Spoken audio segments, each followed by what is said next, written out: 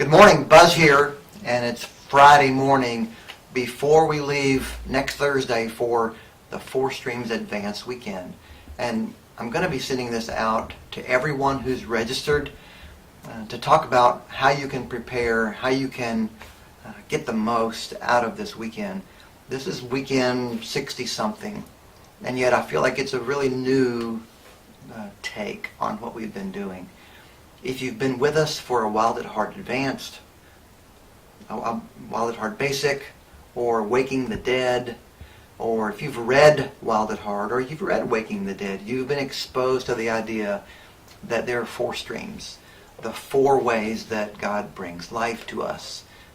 Walking with God or discipleship, receiving His intimate counsel, deep restoration or healing and deliverance, and spiritual warfare. We don't often in our daily life have an opportunity to live in the four streams. We hope to offer things next year where every Saturday there's a story Saturday where men get to do that. This weekend we'll be doing that. We'll have 7 or 8 sessions with a large group, and then we'll have a breakout session so that every single man gets 2 hours. 90 minutes to put language to your story, 30 minutes to get feedback and prayer. This is where really you're going to get 3 sets of eyes looking at your story to help you interpret by the power of God. And that's our hope, is that God Himself will be doing the heavy lifting.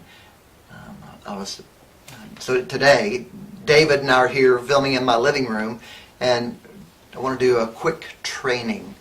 I want you to assume that you're a coach. We'll assign a head coach to each group.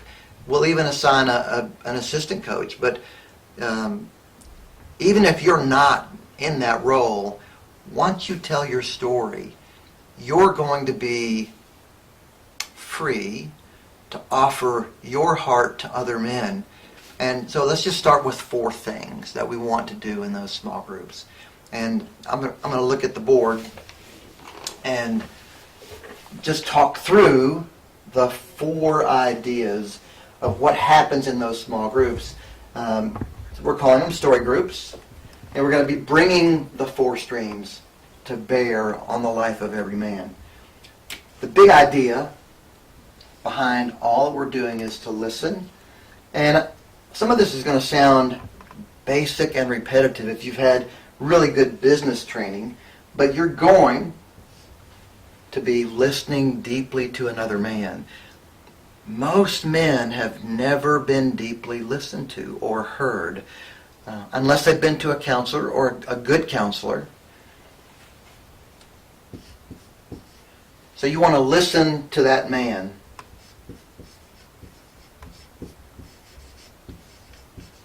By focusing everything you are onto him. You want your eyes to be locked on his eyes. You want your body language to be tilting and leaning into him. But really, you want your soul and your heart to be fully present while you're listening. And you're going to be listening for several things. You're going to listen for, what are the arrows that man has taken in his life journey? What are the wounds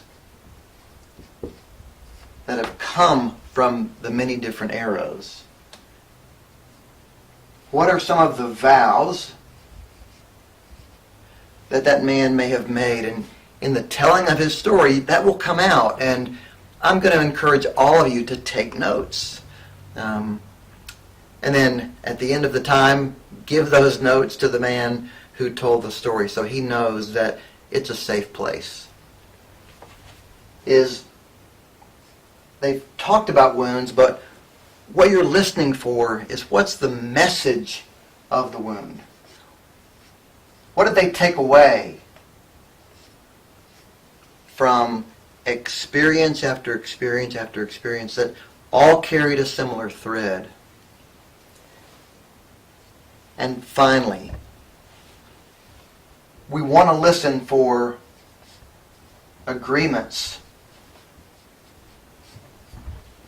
that the man may have made with the enemy without knowing. As the enemy assaults and says, you'll never amount to anything. And internally, or even externally, yeah, I'm never going to amount to anything. That would be an agreement that I've made or you've made with evil. And we're just taking notes, and at the time where we get to pray for him or give him feedback, he'll know that he said that, and just to be able to bring it up and say, would you like to break that agreement, is a fabulous way to move in to the healing time for that man. The second thing we want to listen for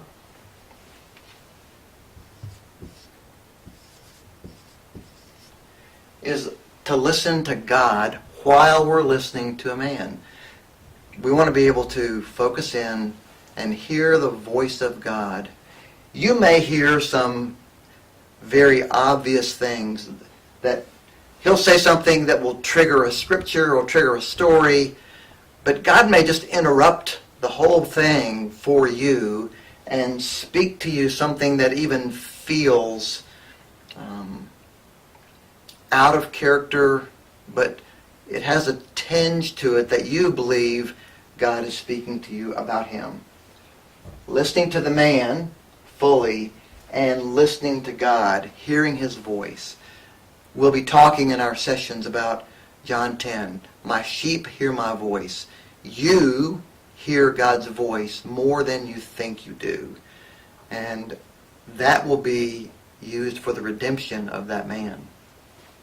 The third piece of training for playing the role of coach or playing the role of chief listener, Four Streams bringer,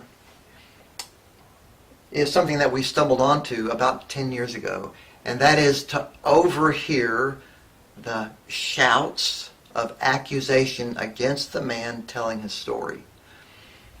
So I'm just going to write, overhear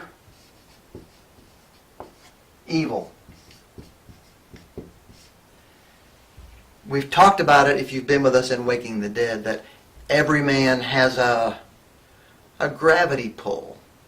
And as a man walks into the time to tell his story, the enemy is shouting so loudly at him, and he wants us to overhear what he's saying. He wants us to agree with that. Maybe it's a man you've never met. Maybe it's a man whose first impression on you is favorable. You admire him. You like him right away. That's an easy time.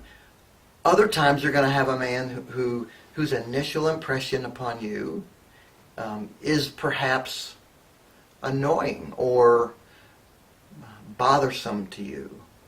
And it's there where we get to help take off all the debris that's been laid on top of that man, because I can guarantee you that what he's hearing, the lies he's hearing and the lies that you're hearing, are covering up a unique glory. So we're here on a treasure hunt. And as you overhear the evil, it gives you a clue to begin to dust off and look for the gold in that man. That really is what 1 Corinthians 14, 1 Corinthians 12 is talking about when it talks about the gift, the prophetic gift. And in the 14th chapter he says, all prophecy is intended for comfort, edification, and exhortation. Everything you say to that man in that 30-minute session at the end, and we'll get to that, that'll be number 4, will be to build him up. You may see and sense that there's something that needs giant correction, or maybe just a little adjustment. But your words need to aim at what the gold is that you see, that God reveals to you. And God will reveal to you, because every man has a vein of gold in him. The fourth area that I just want to speak to you briefly about is that time after the 90 minutes and after the man has told his story and put language to it. He's probably prepared, and he's also probably said a couple things that he didn't plan to say. We often hear people say, I've never told anyone this, but fill in the blank. The other thing that we hear or see is in the middle of a story, you'll see a look on the man's face, and he'll have a memory that he had not planned to talk about, but he knows that he needs to, and he goes there, and it opens up an entirely new country in the man's spirit and in his soul. And as he speaks freely in a safe place about that, it can give us more data about the arrows he's taken, the wounds, the vows, the message of the wounds, and the agreements. So I label this prophetic prayer.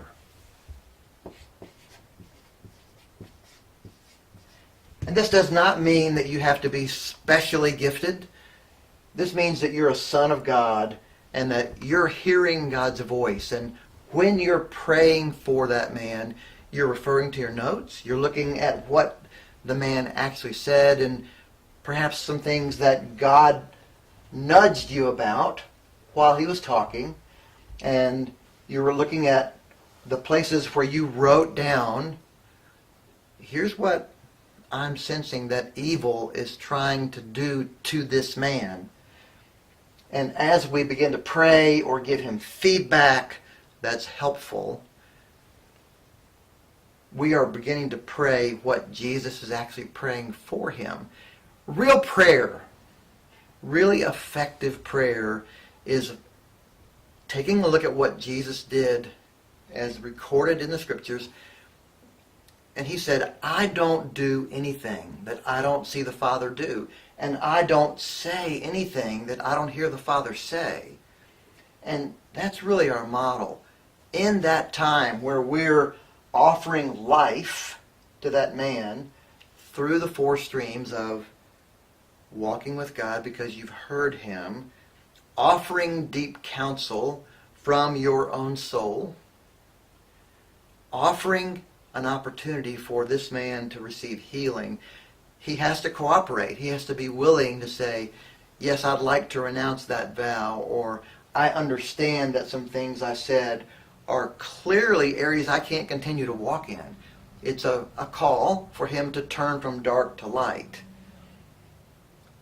This is the time where much of that healing takes place, and often the first man to tell his story becomes the next coach in that group over the weekend. He has just offloaded a great deal of pain to people who are safe and who love him, and he's been able to give that to God, let the blood of Jesus cleanse him, experience that freedom, and then he is positioned as a man who is free to hear and free to love the other three men in his group. That's a brief overview of that story time. I just wanted to let you know that's how we've trained our coaches for years. I'm going to get this out to you by this. If you're watching this, you've got it in a link on YouTube. It's very important for all of you to listen to this and just ask God, is this true? Is this a way to bring more life to a man? It's going to be a great weekend. God is going to do the heavy lifting.